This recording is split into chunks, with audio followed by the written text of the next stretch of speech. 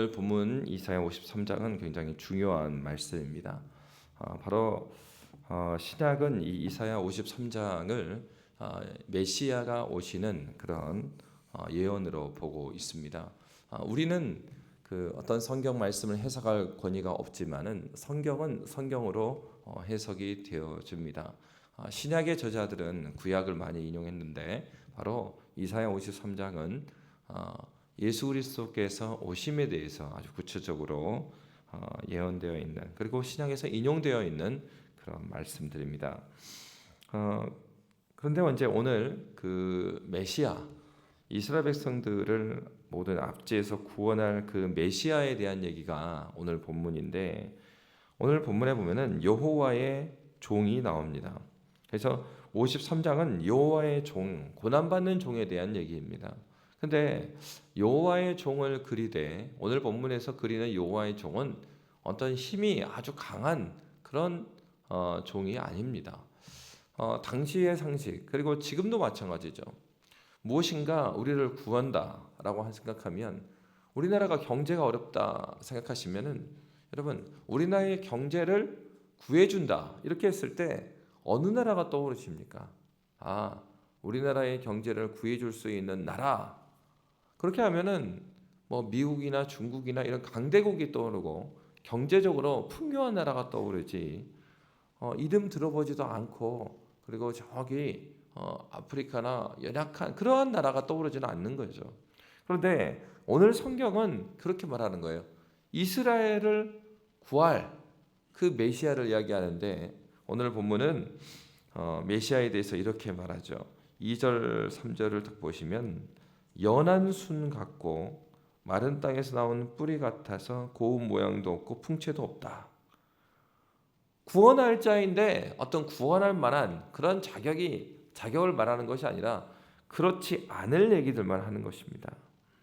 그래서 오늘 이사야 선지자는 우리가 전한 것을 누가 믿었느냐 이렇게 말하고 있어요. 우리가 전한 것이 무엇이죠? 기쁨의 좋은 소식입니다. 구원에 대한 얘기를 하고 있는 것입니다. 그런데 하나님의 구원을 아무도 믿지 않았다는 것입니다. 사실 오늘날도 우리 어떻습니까? 예수님의 말씀 믿는다고 하면서도 우리가 우리의 삶에 딱 들어가면은 내 삶에 어떤 무게감이나 어려운 문제가 딱 있을 때는 그 말씀을 말씀대로 믿지 않는 우리의 모습을 볼 수가 있어요. 이스라엘도 마찬가지였습니다. 하나님께서는 그의 구원의 계획을 이사야 시대에만 이야기한 게 아니죠, 사실. 첫사람 아담이 범죄한 이후로부터 하나님께서는 범죄한 즉시 하나님의 구원의 계획을 실행하셨습니다. 그리고 선지자들 보내셔서 하나님께서 구원하신 바가 무엇인지를 반복적으로 말씀해 주셨습니다.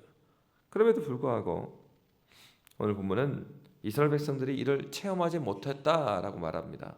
여러분, 구원의 은혜를 체험하지 못하는 이유가 무엇일까요? 오늘 본문 2절은 이렇게 말해주고 있어요. 우리 2절 말씀, 우리 아까 화면에 띄워주셨는데 우리 함께 2절 말씀 본문 보시면서 읽도록 하겠습니다. 그는 주 앞에서 자라나기를 연한 순 같고 마른 땅에서 나온 뿌리 같아서 고운 모양도 없고 풍채도 없은즉 우리가 보기에 흠모할 만한 아름다운 것이 없도다. 아멘. 이사야 선지자가 이야기한 것은 무엇이에요? 앞에서 연한 순 같고 마른 땅에서 나온 뿌리 같아서 고운 모양도 없고 풍채도 없어요. 그런데 누가 보기에요? 우리가 보기에 흠모할 만한 아름다운 것이 없다라고 말하고 있습니다. 여러분, 신앙생활은요, 우리가 보기에 적절하게 하는 것이 신앙생활이 아닙니다. 여러분, 정말로 조심해야 하는 것이 있어요. 우리가 정말 121년째 되는 그런 전통 가운데 우리가 신앙생활하는 교회면요, 더 조심해야 될 것이 있습니다. 그것은요, 외식입니다. 외식이에요.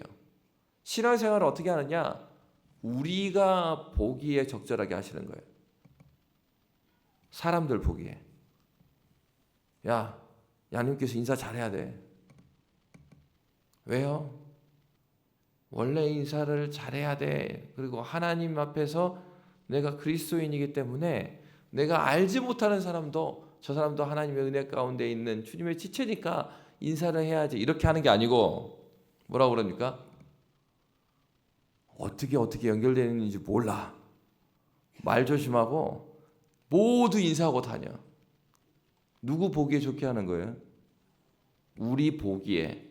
그러니까 신앙생활을 하는 게 아니라 교회 와갖고 사회생활하는 거예요. 적절하게, 야, 네가 그래도 권사고 장로고 네가 집사인데 이 정도는 해야 될 것이 아니냐? 야, 네 아버지가 목사인데 이 정도는 해야 될 것이 아니야? 여러분, 바리새인들이 그렇게 신앙생활했습니다. 예수님께서 마지막 딱 그 오늘부터죠. 그 예수님이 이제 마지막 그 고난 당하시는 십자가에 지시는 그 마지막 주에 예루살렘 성에 입성을 하시잖아요.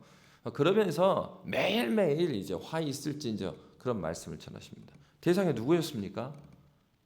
이스라엘의 지도자들이었어요. 바리새인들이었어요. 서기관들이었어요. 당시 많은 사람들은 바리새인과 서기관이 천국에 두 자리가 있으면은 딱 딴 사람 몰라도 이 두 사람은 들어간다. 이렇게 믿고 있었어요. 그들의 신앙생활의 주요한 대상은 이스라엘 사람들이었습니다. 사람들 보기에 적절한 신앙생활을 한다 이거예요. 여러분, 우리가 이곳에 나왔습니다. 여러분, 중요한 것은 우리가 사람 눈에 보기에 적절한 신앙생활을 할 것이 아니라 하나님께서 보시기에 정말 우리가 하나님을 만나러 오고 하나님께 기도하는 믿음의 백성들이 되시기를 주의 이름으로 축원합니다. 하나님께서는 분명히 우리를 그렇게 부르셨습니다. 우리가 보기에 흠모할 것이 없는 그런 메시아를 그들이 원했던 것이에요. 자신들이 원하는 왕을 원하는 거예요. 그러니까 당시에 사람들이 기대하는 것은 연한 순이 아니라 늠름한 상술이 나무여야 되는 것이죠. 오늘날도 종종 우리는 그런 기대를 합니다. 그럴듯한 배경을 원해요. 여러분, 오늘날 한국교회에 정말 그러니까 우리들의 모습입니다. 우리들의 모습 어떻습니까? 무엇인가 사람에 대한 기대감을 가질 때도 어떤 기대감을 가졌습니까? 하나님께서 일하셔서 변화시킬 것이라는 기대감을 그렇게 갖는다는 것은 무엇을 의미하겠어요? 그 사람이 그렇게 변화되지 않아도 오래 참고 기다리는 것입니다. 그게 쉬운 일이 아니죠. 자신도 기다리는 사람도 고통스럽고 자신도 고통스럽고 공동체가 함께 고통스러워요. 근데 중요한 것은 공동체가 함께 고통스러울 때 거기서 생명이 태어나죠. 자녀들을 생각해 보십시오. 엄마 아빠가 말할 수 없는 많은 희생이 있기 때문에 이 아이가 자라나는 것처럼 공동체가요 함께 아파하고 함께 참아내고 함께 기도해 가다는 거예요. 부모 학교를 하고 또 세가족 성경 공부하고 이거요. 나는 해당 사항이 없으니까 아닙니다. 대신방하고요. 아니요. 내가 함께 아파하고 내가 그 자리에 함께 하지 못하는 것을 더 안타까워 여기면서 내가 가슴을 아파하면서 교회를 위해서 기도하지 않는 이상 좋은 교회는 나타날 수 없어요. 좋은 교회 하면서 그 배경에 의지할 때가 많죠. 여러분, 오늘날 얼마나 우리 가운데는 그러한 모습이 많습니까? 좋은 교회 찾습니다. 좋은 목사님 찾습니다. 그리고 좋은 배우자 찾습니다. 좋은 직장 찾습니다.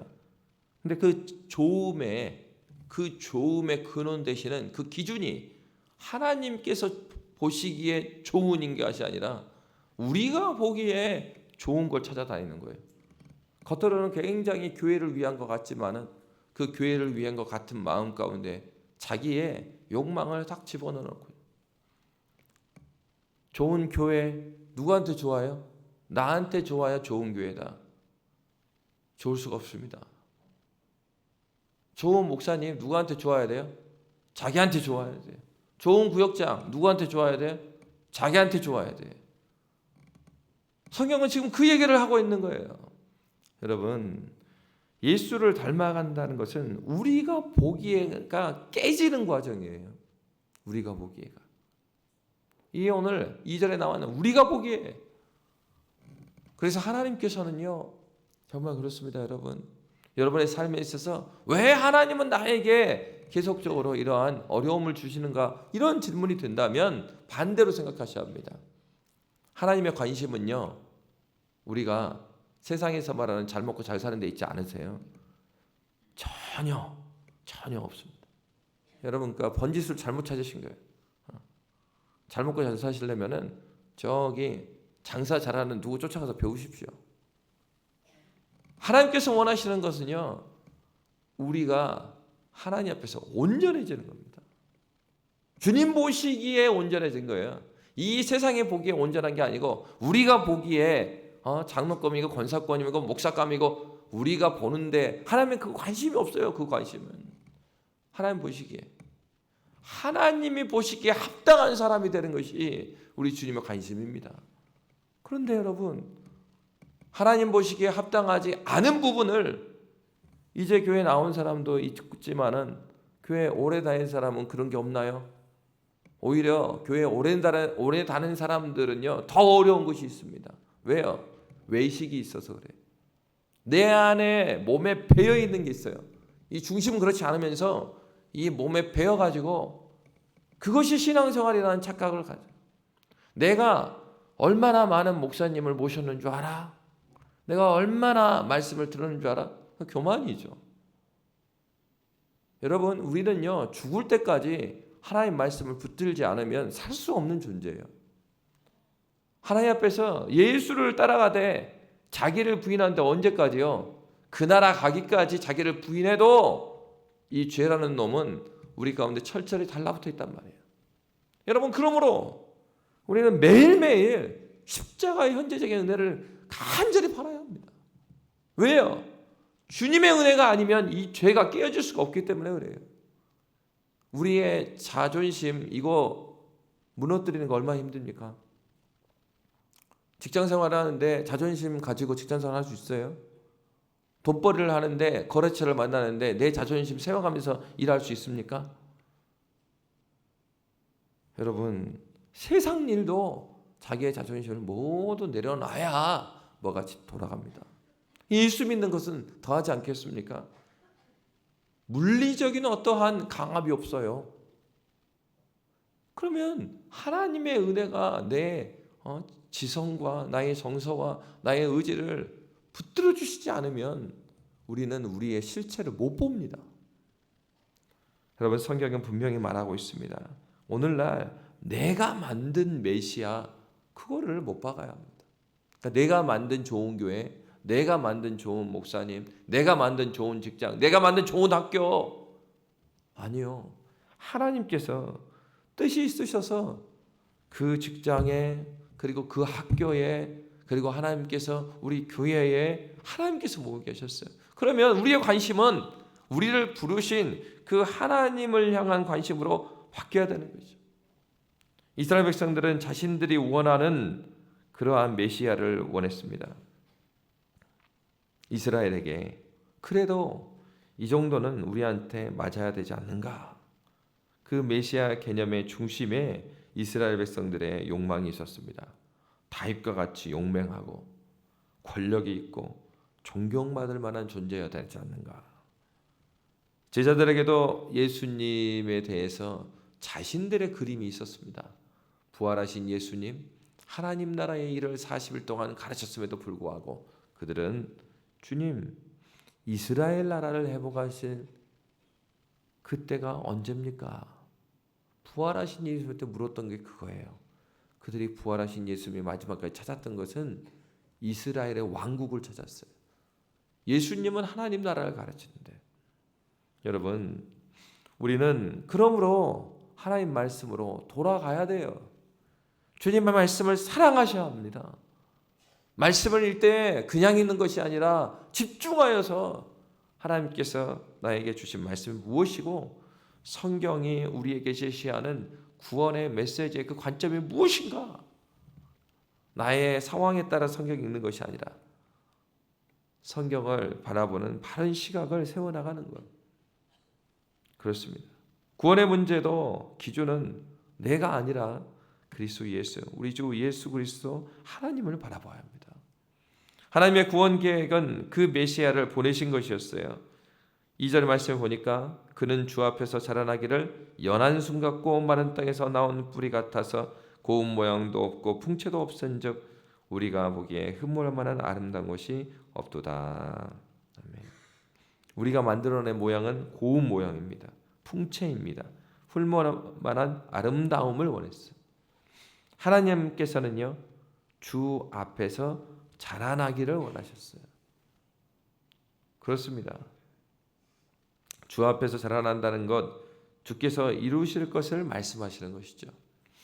하나님께서 우리를 만들어 가기를 원하세요. 그래서 어떻게 하십니까?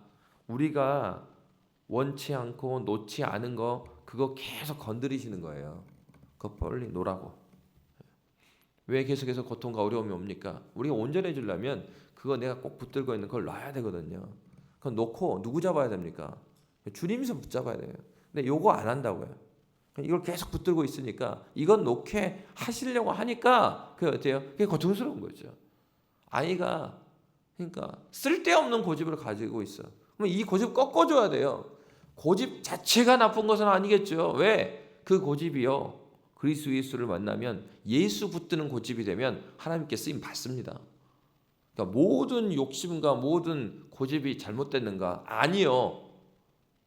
그 고집의 대상이 지금 문제가 있는 거란 말이에요. 그러니까 어떻게 돼요? 이게 바뀌려면 예수를 만나야 됩니다. 그래서 이 고집이 어느 고집으로 바뀌어야 돼요? 예수 붙들고 예수 손 붙잡고 예수를 놓지 않는 고집으로 바뀌면 하나님께서 저 알지도 못하면 저 시골 동네에 누구라 하더라도 하나님께서 그를 들어서 쓰셔요.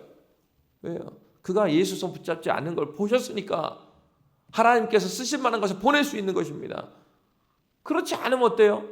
하나님께서 환경을 만들어줘도 자기가 붙들고 있는 거 안 놓고 자기가 운전대를 잡고 가면 하나님 나라의 영광은 가리는 것은 물론이고 자신의 인생이 하나님 앞에서 막히기 때문에 그래요. 그러니까 하나님께서 어떻게 해요? 계속해서 쓰시고자 하니까 부르셨으니까 우리에게 있어서 하나님 손 잡으라고 하나님 붙들지 못하고 있는 고집도 꺾으시고 그 아이들을 생각해보면 잘 알 수가 있어요. 그것이 누굽니까? 우리 자신이에요. 하나님께서 우리의 눈을 열어주시기를 원해요. 그래서 오늘 본문은 어떻게 말하고 있어요? 3절의 말씀에 보면 그는 멸시를 받아 사람들에게 버림받았으며 강고를 많이 겪었으며 질고를 하는 자라. 마치 사람들이 그에게서 얼굴을 가리는 것 같이 멸시를 당하였고 우리도 그를 귀히 여기지 아니하였도다. 이렇게 말합니다. 여러분, 주님께서는 어떤 주님으로 오셨냐? 그는 멸시를 받아 사람들에게 버림받았답니다. 완전히 왕의 모습이 아니죠. 그리고 강고를 많이 겪었으며 질고를 아는 자다 이렇게 말하고 있어요. 그럼 왜 그 주님은 메시아는 힘 있는 왕으로 와서 멸시도 받지 않고요. 그리고 강고를 많이 겪지도 않고 질고를 그렇게 몰라도 될 텐데 왜 이러한 분으로 오시는가? 여러분 바로 이것은 하나님의 우리를 향한 비밀한 계획이에요. 왜 그렇습니까? 바로 이렇게 오시는 이유는 간고와 질고, 간고는요 감당하기 어려운 정신적 고통을 의미해요. 질고는요 육체적인 질병을 의미합니다. 이게 무엇을 의미합니까? 저와 여러분이 겪고 있는 그 모든 것을 우리 주 예수 그리스도는 다 겪으셨어요. 누가복음 2장 52절에 보면은 아이가 자라매 사람들에게 육체가 자라고 사람들에게 사랑스러워하지다. 이런 말씀이 있어요. 예수님도 육체적인 성장을 경험하셨습니다. 그리고 예수님도요 사회적 관계 가운데서 사랑스러워지셨어요. 예수님은 우리가 자라왔던 그 과정을 다 겪으셨어요. 여러분 어릴 때부터 부유하게 자랐던 사람한테요 그 어려웠던 얘기를 해보십시오. 하나도 공감이 안 돼요. 그 인구 통계를 봐봤어요. 근데 광주의 인구가 진짜 60년대하고 지금을 보니까 엄청나게 많아졌어요.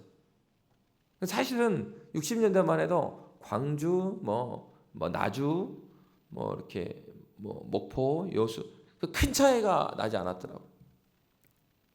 근데 나중에 보니까 이제 광주가 집중적으로 이제 인구가 올라가요. 그런데 이 인구가 어디서 왔겠어요? 예, 전라도에서 나왔어요. 그러니까 어떠냐? 광주라는 도시는 이 호남권에 있으면 어떤 얘기를 해도 다 통한단 말이에요. 광주에 계속해서 살았던 사람보다 이 호남에서 올라온 사람이 훨씬 많아요. 그게 무슨 얘기예요? 그 저 시골에 산 사람이나 광주에 산 사람이나 시골 달동네 얘기를 해도 다 무슨 말인지 알아먹어요. 왜요? 배경이 비슷해가지고. 우리 주님이 왜 이렇게 오셨습니까? 화려한 왕국에 오지 않으시고 말구유 오셔가지고 예수께서 그 삶을 왜 그렇게 살아나셨어요? 하나님이신 그분이 왜 그렇게 살았겠어요? 우리 주님은 여러분의 어려움과 여러분의 기도 제목을 주님께서 아셔요. 마음으로 공감이 되실 뿐만 아니라 지성적으로도 아시고 여러분의 정서적인 그 마음이 무엇인지를 예수께서 아신단 말이에요. 그러니까 여러분, 우리 주님께 기도하지 않을 수 없는 내용이 없는 이유가 바로 이것 때문입니다. 우리가 고통받았을 때 거기서 주님께서 함께 고통을 받으셨고요. 우리가 나 혼자인가? 그렇게 생각했을 때 주님께서 그곳에 함께 계셔요. 주님은 지금도 우리에게 참된 위로자가 되시기 위하여서 간구와 질고를 아는 분으로 이 땅에 오셨습니다. 주님은 멸시를 당하더라도 우리와 함께하기를 원하셨어요. 그들은 주님을 귀히 여기지 아니하셨지만 우리 주님은 아버지 하나님의 그 사명 귀히 여기셨고 그렇기 때문에 저와 여러분을 지금도 귀하게 여겨주십니다. 믿음의 눈을 달라고 우린 기도해야 합니다. 하나님, 보이지 않는 하나님 나에게 보여주시옵소서. 하나님, 주님의 고통을 내가 느끼지 못한다면 하나님 나에게도 그러한 눈물을 허락하여 주시옵소서. 우리 주님은 지금도 우리를 부르고 계십니다. 우리의 많은 섬김들 일시키려고 부르신 것이 아니고요. 우리를 만나시라고 부르셨습니다. 그것을 볼 수 있는 것은 그리스도 예수를 믿는 그 믿음의 눈이 뜨여질 때 가능합니다. 그러므로 여러분, 우리가 기도해야 될 것은 무엇이겠어요? 주님, 나의 믿음의 눈을 뜨게 해 주십시오. 주님이 오늘 본문에 보면은 그가 우리도 그를 귀히 여기지 아니하였다 그런 말씀이 있어요. 그 말씀은 미래적으로 그들이 자신을 부인할 걸 아셨어요. 우리가 생각할 때 그러한 일이 생기면 미래적으로 막아야 될 일이 생기면 빨리 막아버리면 되잖아요. 근데 우리 주님은 자신을 버릴 것을 아셨어요. 그럼에도 불구하고 그들을 계속해서 붙들어 주셨습니다. 여러분, 우리의 신앙생활을 할 때 우리가 넘어질 것도 우리 주님은 아셔요. 그런데도 우리 주님은 우리가 안 버리셨다고요. 이스라엘 백성은 버리지 않으셨던 것처럼 여전히 우리가 넘어질 거 아십니다. 우리가 부족한 거 아십니다. 그럼에도 불구하고 우리를 포기하지 아니하시는 분이십니다. 그러므로 여러분 기도하십시다. 주님, 주님께서 나를 포기하지 않으신 것처럼 우리 자녀를 포기하지 말아 주십시오. 주님, 주님께서 나를 포기하지 않으신 것처럼 내가 기도하고 있는 저 영혼 하나님께서 불쌍히 여겨주시고 붙들어 달라고. 교회는 무엇입니까? 마지막 이 땅에 남은 소망이에요. 어떤 면에서? 바로 그런 면에서 주님께서 우리를 포기하지 않으셨듯이 우리도 또한 하나님, 주님께서 우리에게 맡겨진 영혼들을 포기하지 않습니다. 하나님, 주님께서 맡겨주신 우리 자녀들을 포기하지 않습니다. 주님께서 맡겨주신 하나님 아버지 이 땅을 포기하지 않습니다. 하나님, 주님께서 맡겨주신 이 교회, 내가 교회를 위해서 기도하겠습니다. 이 시간에 함께 주님께 나아갈 때 주님, 내가 기도하는 사람이 되겠습니다. 다른 사람이 아니더라도 내가 주님께 나아오겠습니다. 하나님 아버지, 포기하지 않고 믿음의 눈을 가지고 주님 바라보겠습니다. 간절히 기도하는 저와 여러분 되시기를 주의 이름으로 축복합니다.